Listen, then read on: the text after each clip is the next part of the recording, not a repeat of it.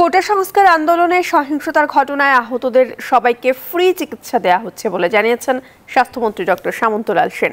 তিনি জানান, Dhaka medical college হাসপাতালে মারা গেছেন ৭৯ জন। এছাড়াও বর্তমানে চিকিৎসাধীন রয়েছেন প্রায় ৩০০-র মতো।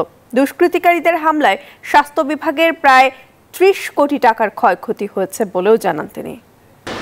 কারো মাথায় আঘাত, কারো পেটে, কিংবা কারো ভাঙা হাত পায়ে ঝুলছে লোহার রড। কোটা সংস্কার আন্দোলনে পরবর্তী সহিংসতায় এভাবেই ঢাকা মেডিকেলের বিছানায় শুয়ে কাতরাচ্ছেন শিক্ষার্থী সহ বিভিন্ন শ্রেণী পেশার মানুষ।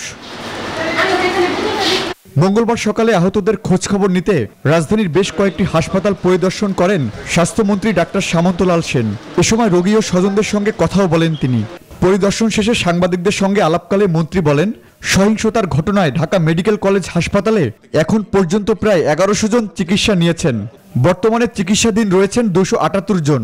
৪০টা অপারেশন এই বুলেট ইনজুরিতে তারা দিন রাত, শুধু আমি ঢাকা মেডিকেলের কথা বললাম, মুগদাতে হয়েছে, তারপরে সরারদিতে, প্রত্যেকটা জায়গায় লিটরে ২৪ ঘন্টা কিন্তু কাজ হচ্ছে।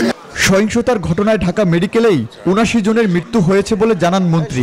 যারা মারা গেছে তাদের প্রতি আমাদের প্রত্যেকেরই সমবেদনা এবং আত্মার শান্তি জানাই। এছাড়াও তিনি বলেন, স্বাস্থ্য অধিদপ্তরে আগুন ও ভাঙচুরের ঘটনায় প্রায় ৩০ কোটি টাকার ক্ষয়ক্ষতি হয়েছে। আমরা এই বিভাগে একটা মামলাও দায়ের করা হয়েছে। Nahid Prince, news 24, Dhaka.